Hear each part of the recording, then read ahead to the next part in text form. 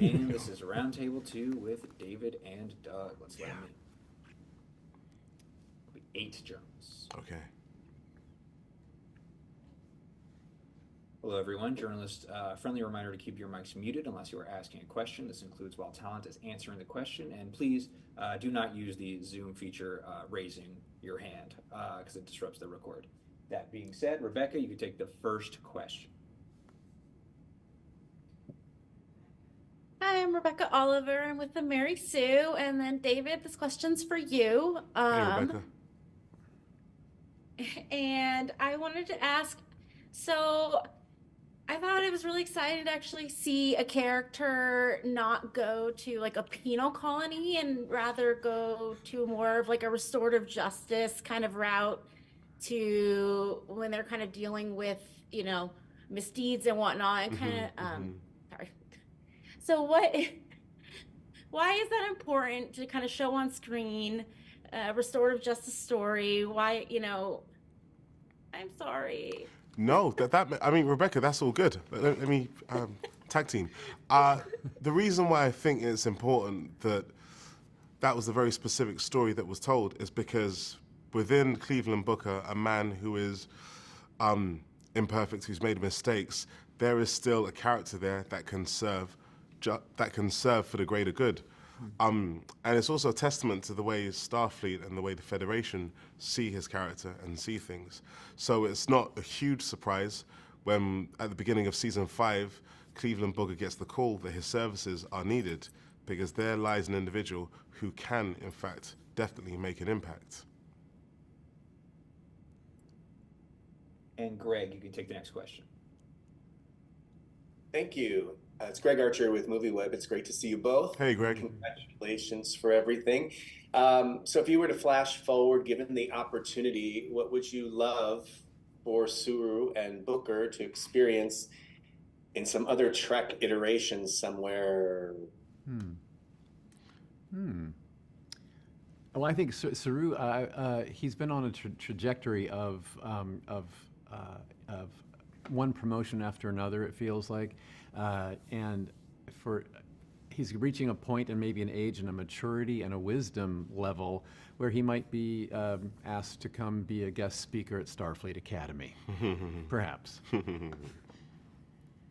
I would love for Captain Saru and Cleveland Booker to do an away mission together. To get together? Yeah. We never did. Yeah, I think that just would have been glorious. Yeah, That would be really amazing. Yeah. And I think Cleveland Booker would be very impressed by Saru's ability on the battlefield. Wonderful. Thank you. Thanks. And Jamie, you can take the next one. Certainly, both of you have exceptional arcs on the entire series of this show. But Doug, I have to ask you about Saru and Serena this season. Where does their love pick up, or where does it end up, actually? Yeah. Didn't you love seeing season 4?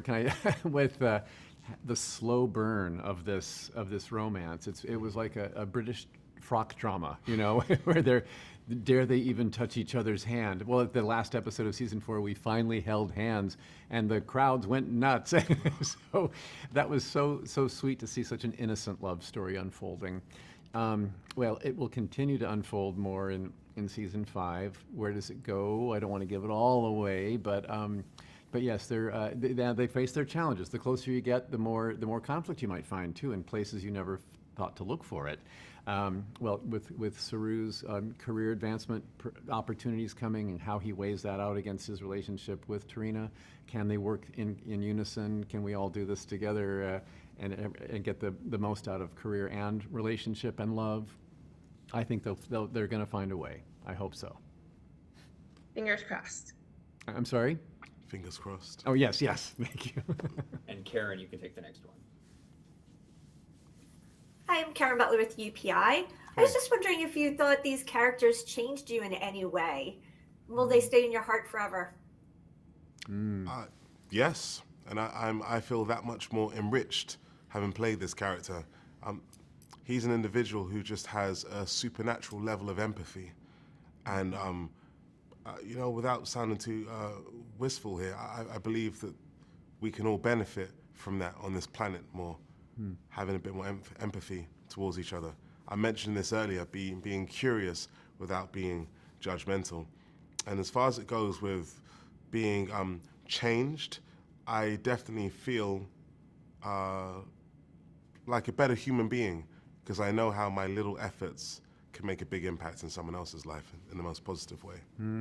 I've heard it said before that we make all of our decisions in life based in either fear or love. Saru made all of his early decisions on this show out of fear. And he's come to a place where now he has courage and confidence, and fear is a thing of the past. He makes his decisions based out of love now. And he does not live under the cloud of fear and anxiety. And I've had so many fans from our audience who have contacted me to say that Saru has helped them through their own journey with anxiety, depression, and fear. And so that's been such a gorgeous metamorphosis to watch happen. And I want to be like Saru when I grow up. And next, Open Pike. So John or Jesse, you can ask the next question. Hi, John D. Bowles with Open Pike Night. Hey. David, you are half of one of the few healthy captain's personal relationships we've ever seen in Star Trek. What relationship advice would you give to somebody with a determined, headstrong partner? With a determined, headstrong partner, it's I'll give a more wider berth answer, which is to empower them to be the best version of themselves and never stop dating. And Vanessa, you can take the next one. And Suzanne, you can take the next one. Hi, David. Book has an interesting story this season. I want to phrase this without spoilers, where he finds someone, let's say, from his past. Can you talk at all about that and what he goes through emotionally this season because of it?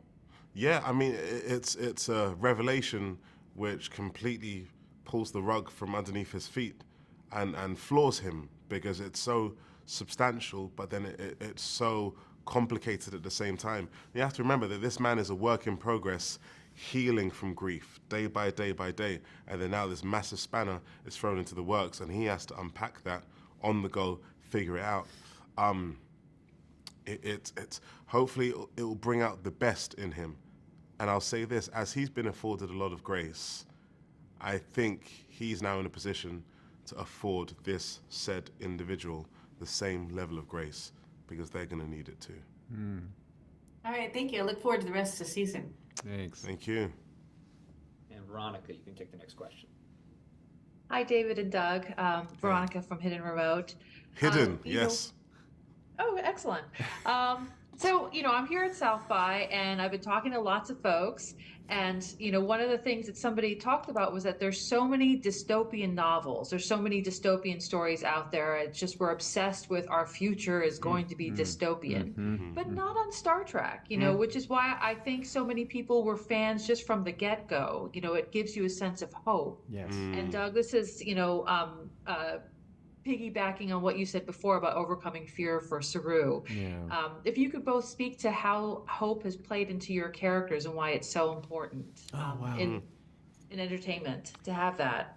Yeah, well, my character Saru started on the planet Kaminar as an underling species that was being controlled by a predator species, and they were culling us and deciding when we were going to die as mercy killings, they said, and we went along with it somehow.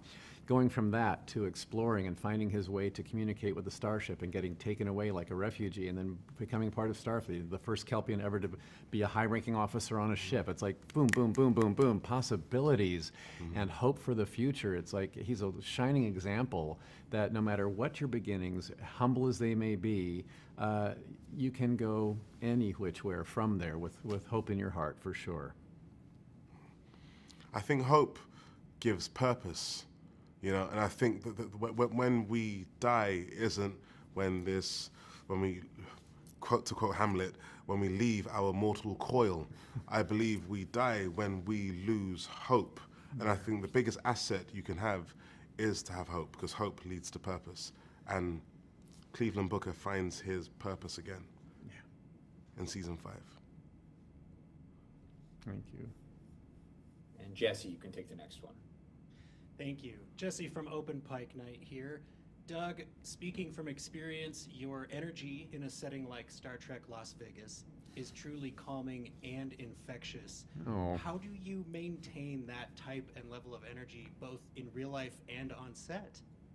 Oh, yeah, well, first of all, thank you for thinking that of me in the first place. I don't deserve you. Thank you. I don't know. It's funny. I was a very anxious, nervous kid who felt he didn't belong in any room that he was walking into. Those are my beginnings as a human being. So coming into a Kelpian character who kind of feels the same way, the writers gave me the background on him. It's like, wow, I can relate to that right now. You know, no study involved, and finding him Suru on the bridge of the ship with this younger crew that he kind of mentors, and they're theirs, and pats on the back, attaboys, and you know, he's good at that fatherly sort of thing. And having lost my own father in real life when I was 18 years old, I kind of wanted to step up and be something for young people. And now that I'm in my 60s, most people are younger than me, so it's like been I'm a hugger and a petter, and that's just where I find myself naturally falling. And so the convention circuit and the fans that come with this franchise are the most beautiful people, and so loyal, and such a true family that they have formed, that I am really, really honored to be a part of, as the weird old uncle. All